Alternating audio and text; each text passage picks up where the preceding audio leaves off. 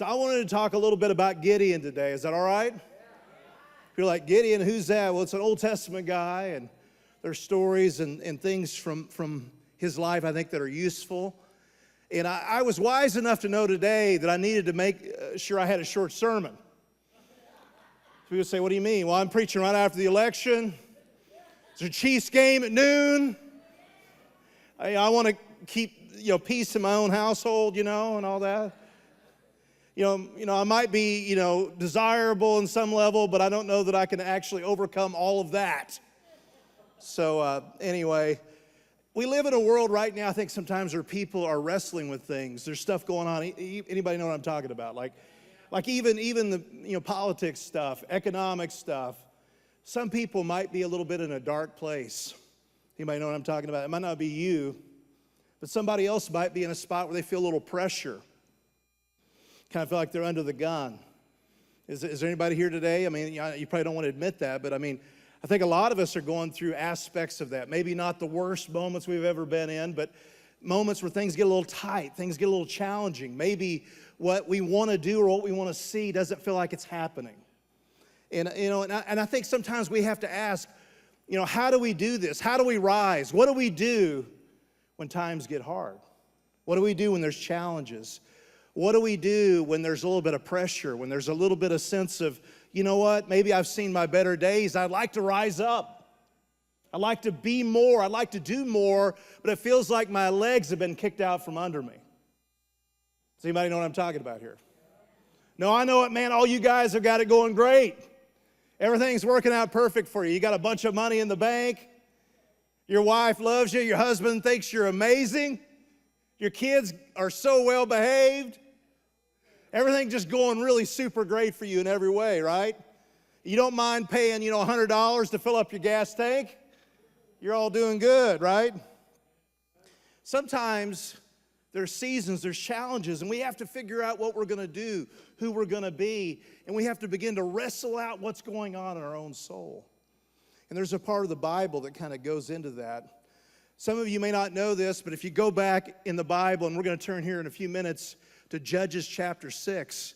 But if you go back during the time of the Judges, that's a period of time in the history of Israel after they first, made the Exodus. They took the land, and it's a little bit before the kings began to rise, like David and Solomon and all of that. It's kind of the time in between. It was a time of the Judges, and guess what? Sometimes things weren't so good during the times of the Judges. Sometimes foreign nations came in and knocked them around a bit. Sometimes people were actually causing great turmoil. Well, in this particular passage we're going to be looking at today, you have a group of people called the Midianites. I tell you what, you want to look out in the Bible for all the ites. The Midianites, the Canaanites, the termites, all the ites are problem folks. So, here's these Midianites, and they team up with other people, and guess what? They like to cause problems.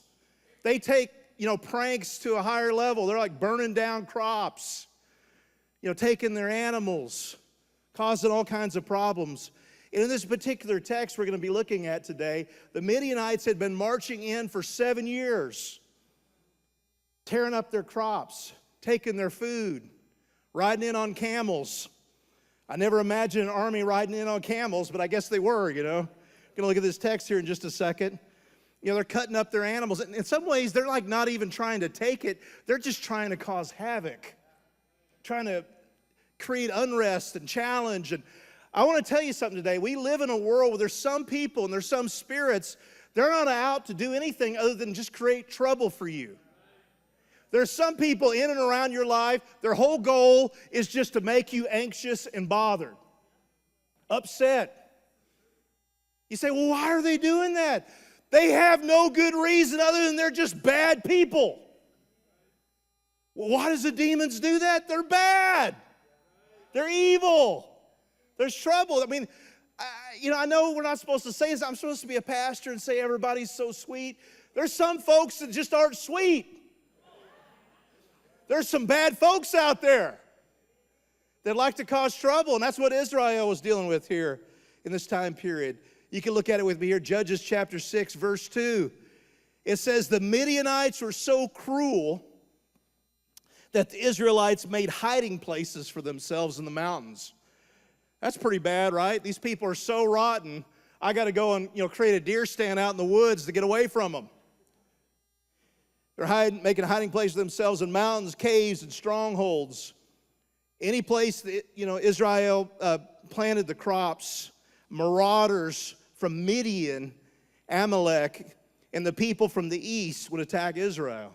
So here's the Midianites and the Amalekites and some other ites are riding in, messing up stuff, tearing up stuff.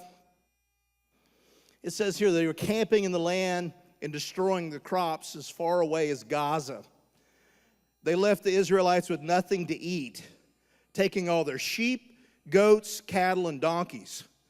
Man, I tell you what, you got to watch out when you start losing your donkeys, man. I hope we beat some donkeys today, but these enemy hordes coming with their livestock and tents were as thick as locusts. That's kind of quite a visual picture there, thick as locusts. And they arrived on droves of camels too numerous to count. And they stayed until the land was stripped bare. So Israel was reduced to starvation by the Midianites. That's not a fun time to live, is it? Here comes these people from out of town that says, you know what, we just kind of don't like you. We're going to get our camels, come riding into town, tear up all your crops, cut your animals up, make life miserable for you. This is supposed to be the people of God, right? I mean, these are people with a promise. They'd heard, through Moses and through the prophets, they were saying, you know what, you're going to have the land. You're going to be the head and not the tail. You're going to rise up. You're going to be strong. You're going to have a fruitful family. You're going to have a good life. And here they are. They're not living that.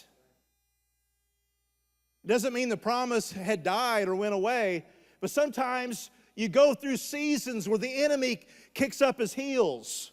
Sometimes you go through eras and times when the pressure gets a little thicker. Sometimes when we should be prospering, we might find ourselves not quite prospering like we'd like to. So what are you going to do? How do you respond when you're in that rough spot? What do you do? How do you begin to position yourself? You ever think about that? Sometimes during the tough seasons, people are looking for answers. I know there might be somebody here today that's looking for answers. I want to tell you, I hope you showed up here at Revive Church today looking for an answer.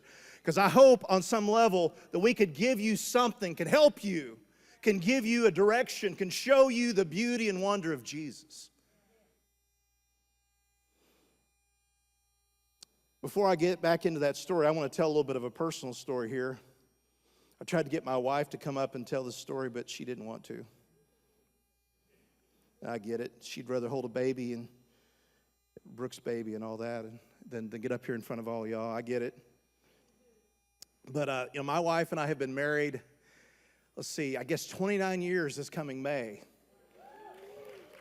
Yeah, I tell you, man, she definitely deserves all that applause right there. She's had quite a marathon run there having to deal with me, but anyway, when we first got married, like most couples, we wanted to have kids. And, I think we were talking about waiting, but like Bobby decided, no, we're not going to wait. We're going to have a kid right away. My wife is like a kid magnet. If she comes walking in church and there's kids, all around her and they're climbing up on her lap. I mean, I've told her before, I just can't compete with my own kids or anybody else's kids. It's just hopeless to compete. I mean, she's that great. I mean, she's pulling out gum, she's pulling out stuff, and she's just buying stuff for Brooke's kids. Like, man, is it not even their birthday or Christmas or anything? Like, what are you buying all these toys for? She's like this kid magnet, and like the idea of my wife wanted to have a baby, and and I did too. I wanted to have a family, But the problem was we started, wanting to have a family, and we started having problems with it.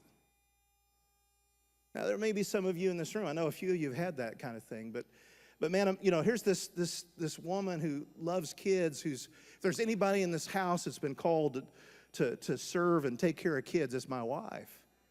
And imagine this woman not being able to have a child. Here we are trying and believing, and all these people are saying, oh, it's going to work out, don't worry about it. What's not?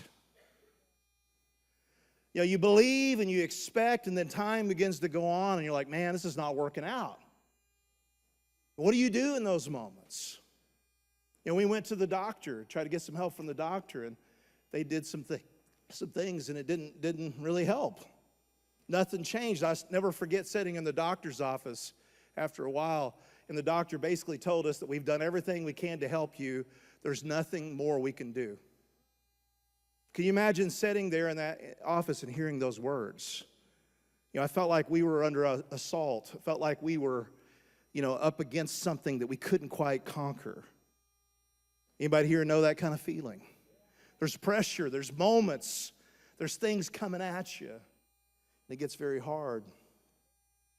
What do you do when you feel like, you can't win, or you want to win and you're under a siege? What happens? Today, I believe on various levels, you may have a small version of that, but we all go through these moments of frustration, irritation. We go through moments of setbacks. We go through moments of the devil coming against us. I've heard stories of people in this church who've got a breakthrough, and then the devil turns around and causes another problem to offset that breakthrough. I know at least two of them. I can see one sitting in the front row, and I know another one I talked to today. They got healed, and then something else happened 2 or 3 days later, and the healing got pushed back. It's like, well, the devil isn't just going to set aside and let us rise. The other enemies, the Midianites and the Amalekites and all the other ites, aren't just going to sit by while we begin to grow and be and do. And people that have wicked things in their heart aren't going to just sit back and keep their mouth shut when they see you get strong, filled with wisdom and power and goodness. There's just something in them that's going to get agitated. There's something in them that's going to want to come against you. I'm not saying that's good, but I'm saying that's reality. That's what happens. My wife and I, we had to deal with that. Have you? Do you have to deal with something like that? I think if you're honest, you'd say, yeah. There's something going on in your life, something you don't like. You may not talk about it.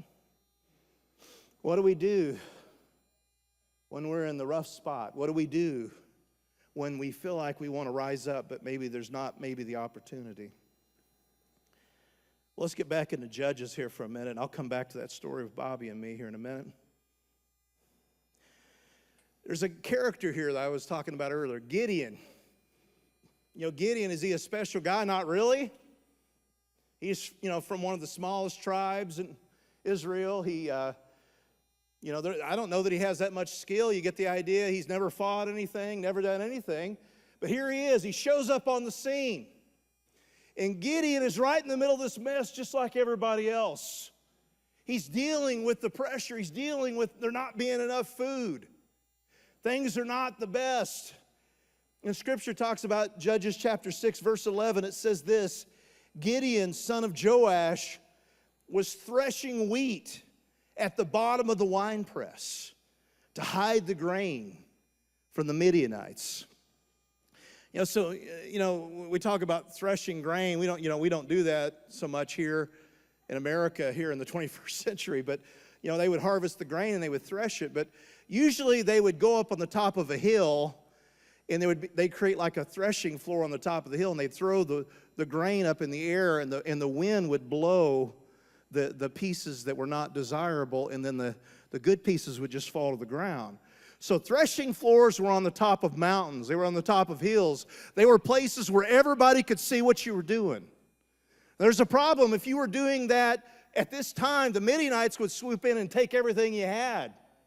So Gideon has to do what? He has to go down to the low place.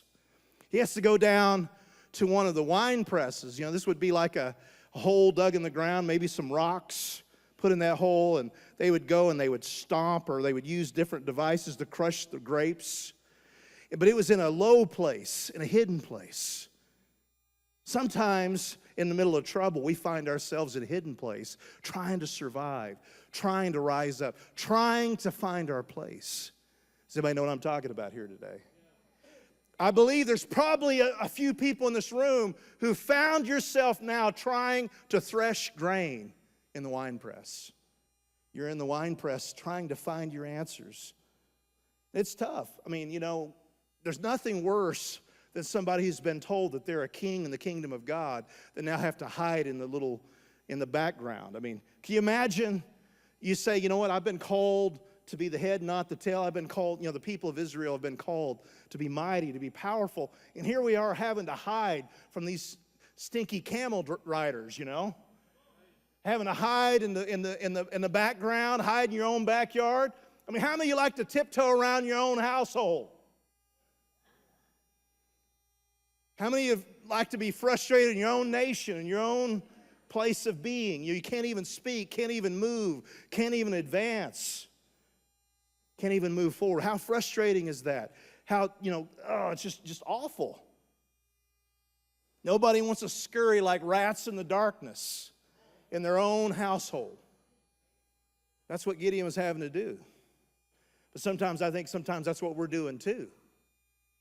Obviously God hasn't caused that, but circumstances, situations, moments, sometimes even our own foolishness.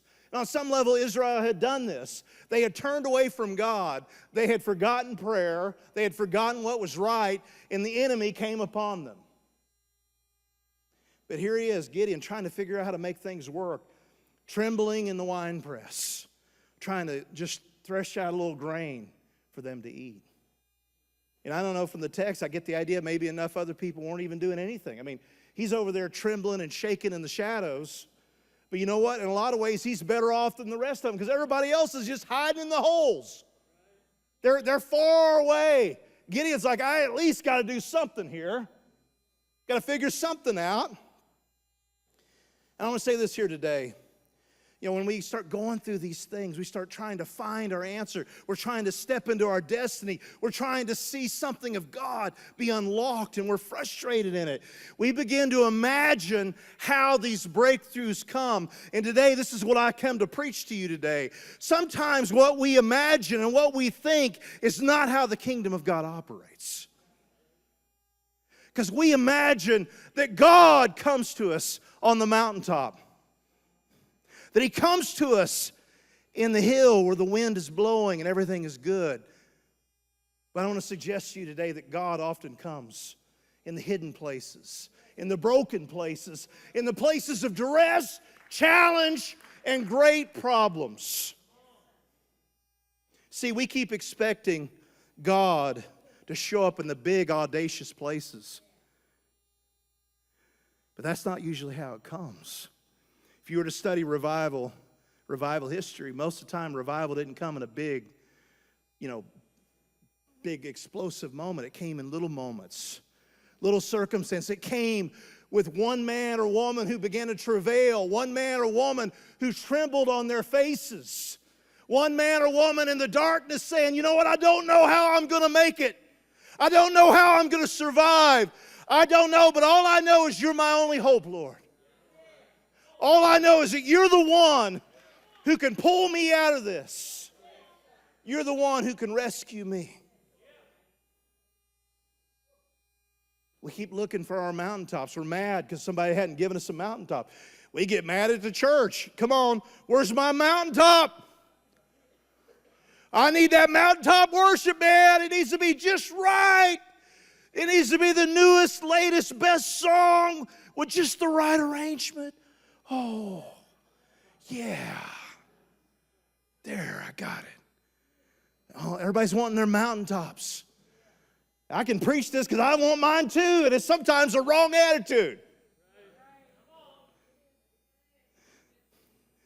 We think, man, God's going to come to me when I'm strong. God's going to come to me when I start getting it together. God's going to come to me when I figure some stuff out. No, that's not how this works. Some of you are lying back in the wine press and you're mad and you're frustrated. You don't realize that you're in a position to begin to hear, to begin to see, to begin to arise, to begin to see everything change. Revival doesn't come to those who are fat and sassy usually. It doesn't come to those who have it all figured out. It doesn't come to those who already have all the money and all the time and all the respect and all the visibility.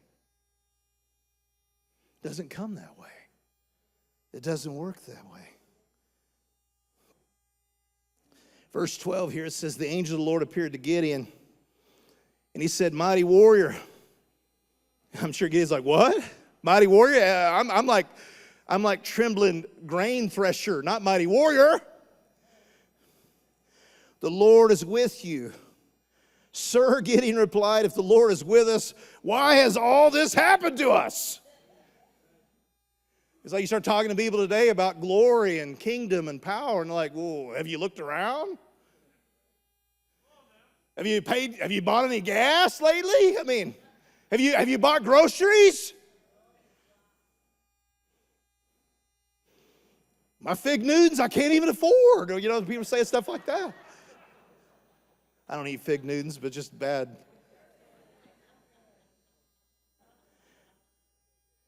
Like what's going on, God? Didn't they say, Gideon's quoting, the patriarchs and prophets. Didn't they say the Lord brought us out of Egypt? Like, isn't that what the Lord did? I mean, we came out of Egypt just a little while ago, a few generations ago.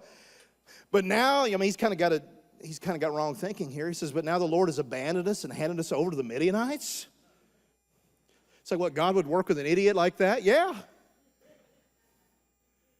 Sometimes God doesn't have a whole lot to work with. Then the Lord turned to him and said, go with the strength you have. He didn't say go and, manufacture something here or go stir something up. He basically said, get up and do something with what you got.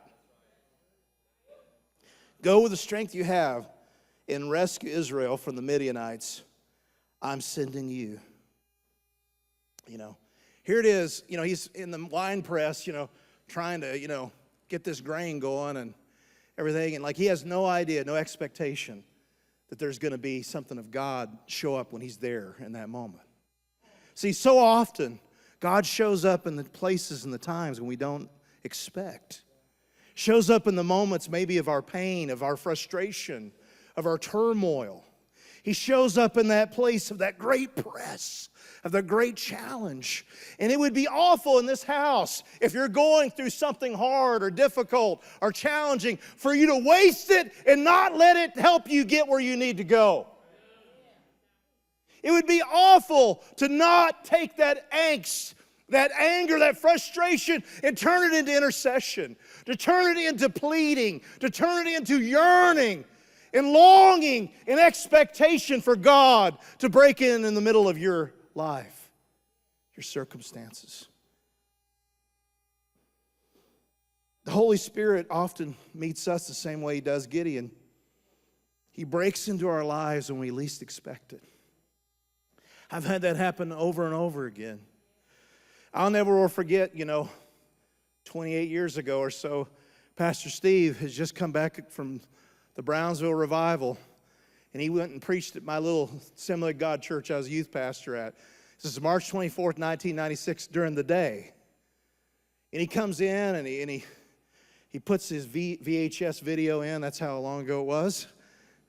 And it's a video from the Brownsville revival, First service, and I'm watching it.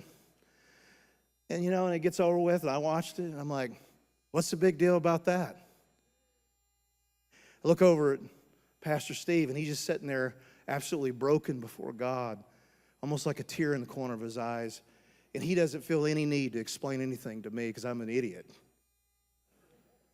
I thought I knew what revival was. There's a man that was broken, a man who had travailed, and I'm sitting there, fat and sassy college student, Bible college student, thinks I know something when I knew nothing. Had no knowledge, no understanding, no realization. Something powerful about seeing and beginning to imagine how this really works. God meets us in the wine press. God meets us in those tough moments. God is often working behind the scenes in ways we can't even begin to imagine. And what is He doing? He's doing this to begin to change us. He's doing this to begin to leverage the pain in our lives to move us towards something better. He's doing that to begin to transform our shame into unshakable grace.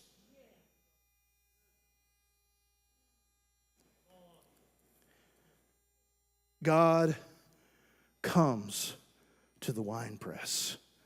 God comes to those places of pain, of frustration, of disappointment, those places of shame.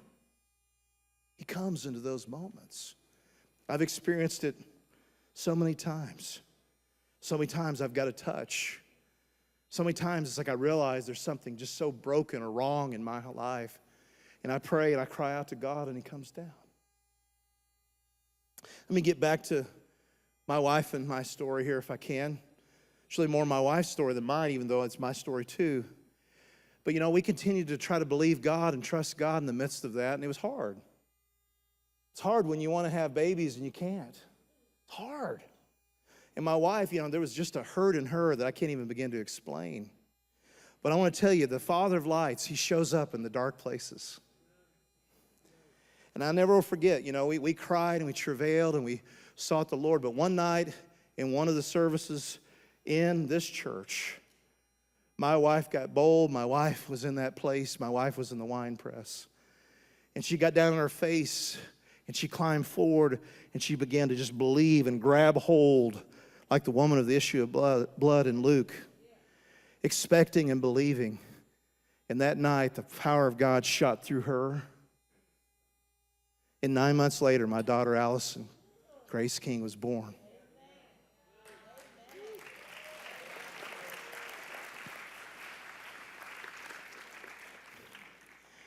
There's so much more to that story. There's so many other elements. But that was a tough moment. It was a bad moment. I mean, we were told that we would never have children. That's what the world said. That's what the doctors said. But that's not what God said. And in those moments, some of you say, why would I come forward to get prayer? Obviously, you're not desperate enough if you don't understand why people come up here to get prayer.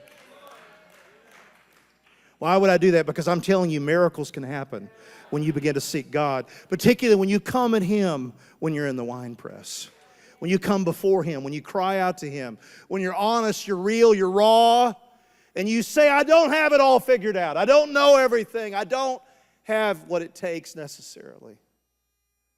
But God is good. He's real. God intervened in my family there in such a remarkable way. And about 9.5 years later, just on the eve of her having to have a surgery that would not allow us to have any more children ever again, they said, go take a pregnancy test. And she was pregnant now with our son, Matt. God did these amazing things. We were told we'd never have children. We were told these things, and I don't want to disparage doctors or science. I mean, I believe science is accurate and true, but it doesn't have the final word on anything, though. That God Himself has the final word. And in that moment, in the wine press, in that press, God showed up. And I've seen it happen over and over and over again. I could get up here and tell stories about people who were at the end of their rope, and God came, and He saved them. I could tell you about marriages being restored. I could talk about surgeries being canceled. I could talk about money showing up that shouldn't have been there, that begins to cause them to have what they need.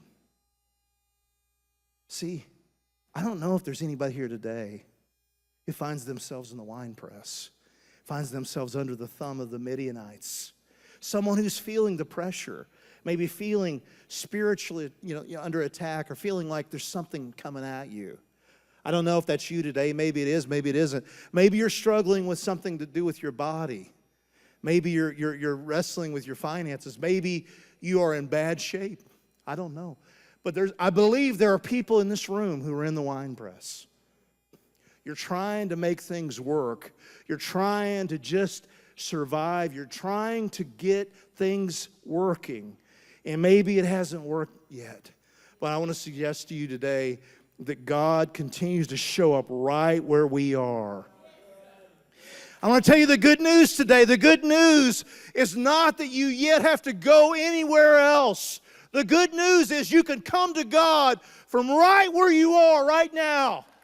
That God will meet you right where you are right now. In your mess, in your foolishness, in your mistakes, in your sins. He will meet you right where you are. That God will come to the winepress. That's the thing that sometimes we forget. We keep wanting it to be good. We keep wanting there to be things just smooth and easy. But sometimes that's not what gets us where we need to go. Sometimes we need to learn to press the pain.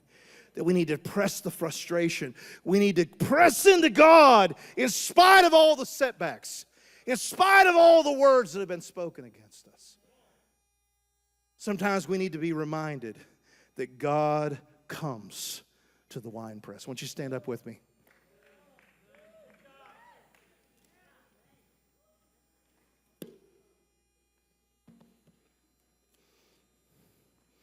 I guess if you've got everything together and you're doing good and you got a lot of money and your kids are doing well, then you can just take on out the door. But I want to invite the prayer team to come up.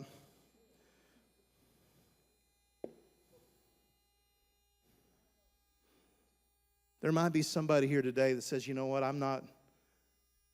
haven't got everything together. I'm feeling that pain. I'm feeling that struggle. I'm feeling that pull. I'm feeling that pressure. I'm feeling that lack. I'm feeling that disease. I'm feeling that thing, and I'm now in a corner. Those Midianites are breathing down on me. Well, I want to tell you today, I believe that you can get some help. I believe that God will show up for you just like He has done for so many others. That God still shows up in the dark places. He still shows up in the pain, in the shame, in the turmoil. He shows up in the midst of sin, in the midst of foolishness, in the midst of our own pride. He shows up if we will respond, if we will grab hold of it, if we will let Him begin to change. Father, right now I pray that the men and the women in this room would be stirred, Lord, that you would challenge us to press in. Help us rise up. Help us grab hold of you, Lord, in the midst of the winepress.